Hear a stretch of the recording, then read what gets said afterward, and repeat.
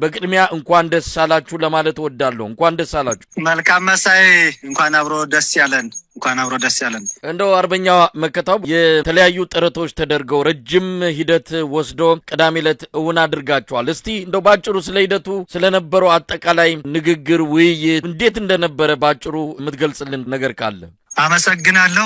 እንግዲህ ያው ይታወቃል የአማራ ፋኖ ለብዙ ወራቶችን ያደረግንበት ሁኔታ አለ ይሄንን አንድነት ለማምጣት። ከዚህም አለፍ ብሎ በዚህ 3 እና 2 አመታት ውስጥ በሁለት ጎራ ሆነን ስንታገል ቆይተናል። ይህም ሁለት አይነት አደረጃጀት ያው ብዙ ውጣ ውረዶችን አስከፍሎናል። ነገር ግን የአማራን ህዝብ በአጭር ጊዜ የነበረውን አደጋና ያለበትን የህልውና ችግር ለመቅረፍ አንድ አማራዊና አንድ ድርጅት ፈጥረን አሁን ካለበት መከራ ለማውጣት በቅንነትና በመመካከር በጥቅሉ ያለንን የአንድነት ፍላጎት ሁላችንም ራሳችንን አሸንፈን የህዝባችንንና የሰራዊታችንን ስነልቦና በመረዳት እንዲሁም እዚህ መከራ ውስጥ የገባውን የአማራን ህዝብ ጭቆናና ግፍ እየተፈጸመበት ያለውን የአማራን ህዝብ በአጭር ጊዜ ካላው ላይ ለማላቀቅ ሁላችንም ራሳችንን ዝቅ አድርገን ቅድሚያ ለትግሉ ቅድሚያ ለህዝብ በመስጠት ህዝባችንም ሰራዊታችንም ሲጠይቀው የነበረውን አንድነት ለማምጣት እንዳልኩት በቅንነት በፍቅር ሁላችንንም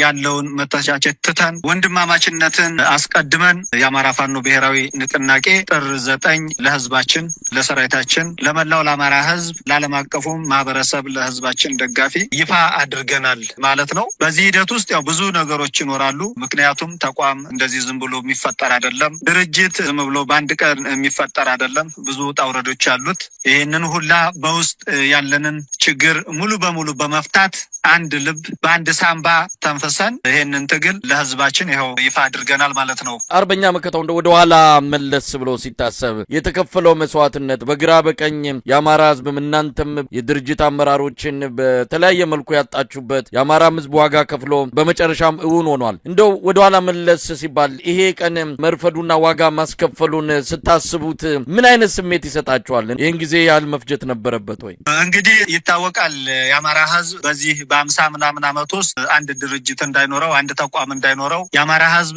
ተበታትኖ እንዲቀርና እንዲሁም እንደ ባዕድና እንደ መጤ እንዲታይ ተደርጓል። በዚህ 50 ምናምን አመት ውስጥ ማለት ነው። የዚህን የ50 ምናምን አመት ሴራ በጣጥሶ በዚህ 2 አመትና 3 አመት ውስጥ አንድ ድርጅት መፍጠር ማለት ቀላል ነገር አይደለም። አማራ ሲባል ትልቅ ህዝብ ነው፣ ህግ አክባሪ ነው። አማራ እንግዲህ ታሪኩ ብዙ መዘርዘር ይቻላል። አንዳንድ የነበሩ የልዩነት መንገዶች መፈጠር የለባቸው ነበር። እነኚህ ሙሉ በሙሉ እናምናለን። ነገር ግን ከሴራው አገዛዙም እንዲሁም ደግሞ አማራ መስለው በስምም በመናገርም የአማራን ቋንቋ በማወቅ ሁሉ ነገር አማራ ሊመስሉ ይችላሉ። በብዙ የተተበተበን ሴራ በጣጥሰን ነው በዚህ 2 አመት ውስጥ ያመጣ ነው ማለት ነው። ይህ ሲባል በቀላል የሚመጣ አይደለም። ብዙ መስዋዕትነትን አስከፍሏል። ብዙ ነገሮችን አሳጥቶናል። ይህም እንዳለ ሆኖ ግን ከነበረበት የአማራ መከራና የአማራ ሲቃይ ከነበረበት ሴራና ትብትቦችን እንደ ሸረሪት ድር በየዙሪያው በየውስጡ ብዙ ያደሩ ሴራዎች ነበሩ። እነኛን በጣጥሶ መምጣት ቀላል አይደለም።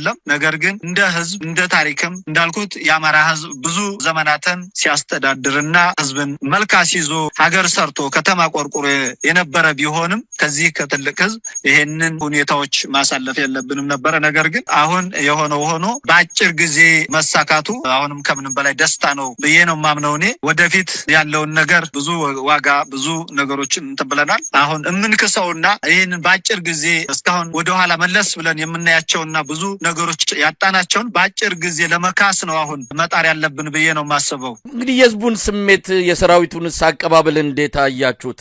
አንድም ግፊት የነበረው ከህዝቡ ነው፣ ሌላው ደግሞ ከራሳችሁ ሰራዊት ጭምር አንድኑን እያሏችሁ ጫና ይፈጥሩባችሁ እንደነበረ እንከታተላለን። የህዝቡና የሰራዊቱን ስሜት እንዴት መግለጽ ይቻላል በዚህ በአንድነቱ ምስረታ? እውነት ለመናገር ሁላችንም ውስጣችን ያለው ስሜት ያለው ደስታ እንዳለው ሆኖ ግን የህዝቡንና የሰራዊቱን ደስታና ፍላጎት ደግሞ ስንመለከት ያው የሚያስለቅስ ነው። እውነት ለመናገር የሚያስለቅስ ነው። እኔ በግሌ እንደ አንድ ግለሰብ ደስታውንና ስሜቱን አንድነቱ በተበሰረበት ሰዓት በየሁሉም ያለውን ቀጣና ስሜት ሳዳምጥ ያስለቅሳል። እውነት ለመናገር ተሸክሞናል ማለት ይቻላል። በቃ ህዝቡም ሰራዊቱም ተሸክሞን እዚህ እንዳደረሰን ነው የተሰማኝ በጥቅሉና እንግዲህ ይሄ ትግል የመከታ ወይም የሌላ የከበደ ያበበ ትግል አይደለም። የህዝብ ትግል ነው። የህዝብ ትግል ነው። ህዝባዊ ነው ትግሉ። እንደ ህዝብ ነው እየተጨፈጨፍን ያለነው እንደ ህዝብ እንድንጠፋ ተፈርዶብናልና በጥቅሉ የህዝብ ትግል በመሆኑ ህዝቡ ደግሞ ይሄንን ሲያገኝ ይሄንን ሲጠይቅ የነበረውን አንድ ሆኑ ሲል የነበረውን አንድነት በዚህ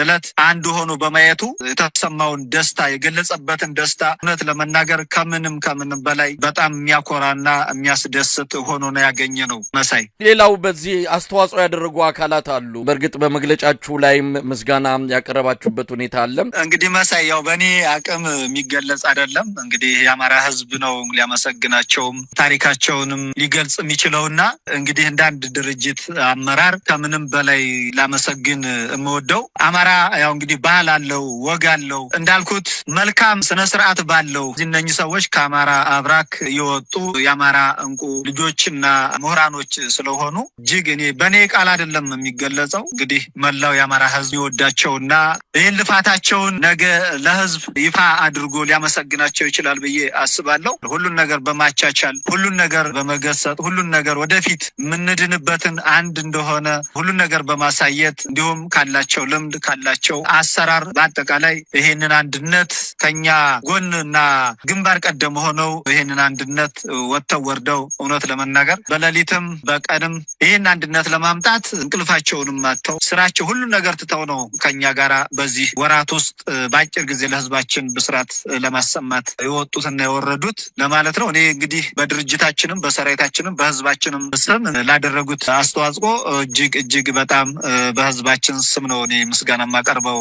መሳይ አርበኛ መከታው እንግዲህ የስልጣን ክፍፍል ተደርጎ ሁሉ ነገር ተጠናቆ አንዳንድ ሌሎች ስራዎችን እየሰራችሁ እንዳለ መረጃውን ሰምቻለሁ። ለማንኛውም የአማራ ህዝብ አንድነታችሁን ሲጠብቅ ነበር። አንድነቱ መጣ። እንደው ምን አይነት የአንድነት ድርጅት ነው አሁን የአማራ ህዝብ ያገኘው? ይሄ አዲሱ ብሔራዊ ንቅናቄን ስትገልጸው ምን አይነት ነው? ከትግልም ከተለያዩ ነገሮች አንጻር ይህንን ድርጅት እንዴት ትገልጸዋለህ? እንግዲህ ይህን ድርጅት ልገልጽበት የምችለው የአማራ ህዝብ ለረጅም ጊዜ ተበታትኖና ተነጣጥሎ በተናጠል እየተገደለና እየተጨፈጨፈ ሰሚ የለውም ነበር።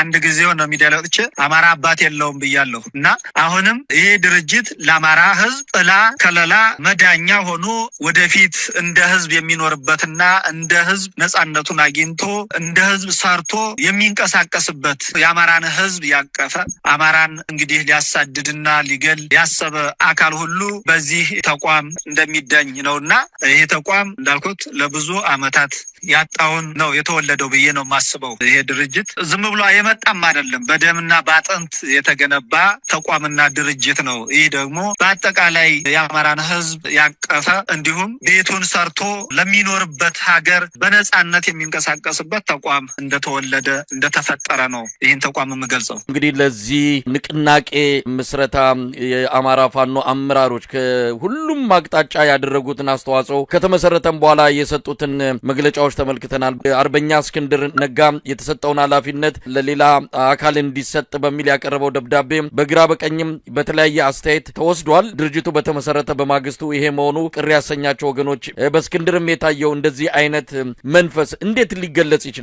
አርበኛ መከታው ስለ አርበኛ እስክንድር እንኳን አይደለም እንግዲህ ትግል ተቀጣጥሎ ባለበት ሰዓት መጀመሪያ በአማራ ላይ ችግሩ ባንጃበበበት ሰዓት አማራ ታሪኩን ያድሳል ብሎ ነው የጀመረው። ከዚህ ትግሉ ጀምሮ እንግዲህ አሁን ወደዚህ ወደ ህሉና ትግሉም ተተቀላቀለ ጀምሮ ሲወጣ ሲወርድ ሲለፋ የነበረበት አማራ ቤት እንዲኖረው ተቋም ድርጅት እንዲኖረው የታገለ አርበኛ ነው። በዚህ ውስጥ ብዙ አስተዋጽኦ አድርጓል። የተበታተነውን እንግዲህ ተቋም ካሁን ፊት ይታወቃል የነበረው ወደ አንድ በመሰብሰብ ነገር ግን አልሳካ ብሎ ቅድም ስላነሳ ነው ከአንድ ወደ ሁለቱ ሆኖ አሁን ደግሞ ሁለቱ ድርጅት ወደ አንድ ለመምጣት ከፍተኛ ጥረት አድርጎ ይሄ ድርጅት አንድ ሆኖ የአማራ ህዝብ መከራ የሚያቆምበትን ተቋም ለመፍጠር በጣም ከሁላችንም በላይ ነው የምለው ከሁላችንም በላይ አስተዋጽኦ አድርጓል። ምክንያቱም እንደሚታወቀው ያው የአፋሕድ ሊቀመንበር ወይም ሰብሳቢ ነበረና ይህ ደግሞ ሁላችንንም ወደዚህ ፊታችንን አዙረን ለዚህ ስራ በአግባቡ ሌት ተቀን ብለን ሰርተን በአጭር ጊዜውን እንዲሆን